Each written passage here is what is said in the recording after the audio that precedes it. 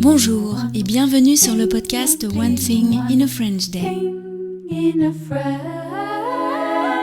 Aujourd'hui, lundi 26 février 2024, cet épisode, le numéro 2335, s'intitule « Cité internationale de la langue française ». J'espère que vous allez bien et que vous êtes de bonne humeur. Je m'appelle Laetitia, je suis française, j'habite près de Paris et je vous raconte au travers de ce podcast un petit bout de ma journée. Vous pouvez vous abonner pour recevoir le texte du podcast, le transcript, sur onethinginafrenchday.com. Le transcript est le texte tel que je l'ai écrit, avec la bonne orthographe, les bons accords, les bonnes conjugaisons, tout ça. Et c'est un excellent outil pour améliorer votre compréhension du français.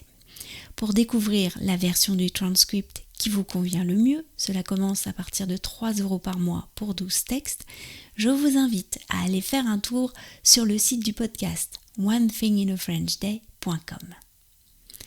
Cité internationale de la langue française. Il faisait mauvais la semaine dernière. On aurait pu partir 1 ou 2 jours avec les filles, mais le mauvais temps nous a incités à rester à la maison. Par contre, nous avons fait une escapade à Villers-Cotterêts. C'est une petite ville à 70 km au nord-est de Paris. Là-bas se trouve un château qui a été édifié à l'époque de François Ier au XVIe siècle. Le roi aimait cet endroit parce que la forêt de Retz, tout à côté, était riche en gibier. Le château a une histoire tumultueuse. Il termine en maison de retraite avant d'être abandonné en 2014.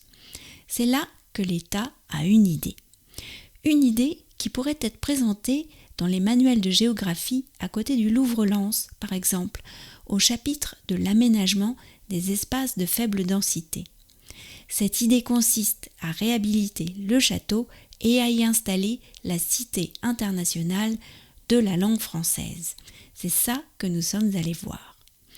Le château est très beau. C'est surprenant car son accès est en ville. On entre par une immense cour rectangulaire entourée de dépendances avant d'accéder au bâtiment principal du château. Une fois passé le porche, on accède à une cour plus petite sous un plafond de verre. C'est un ancien jeu de paume, une sorte de tennis que les nobles pratiquaient à l'époque. Des mots y sont suspendus en lettres dorées formant un ciel de mots. Certains mots ont retenu notre attention parce que nous ne les connaissions pas. D'autres sont moins drôles, comme grammaire.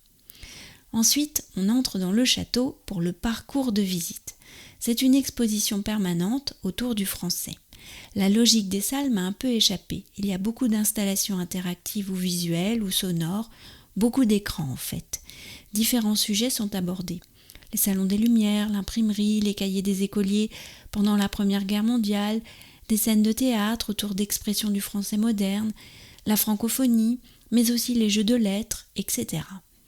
Et puis, dans la première salle, il y a une grande bibliothèque en forme de cube. Certains livres sont consultables. C'est là que j'ai passé le plus de temps. Mais comme des extraits de films ou de chansons étaient diffusés en même temps dans la salle, j'ai eu du mal à me concentrer.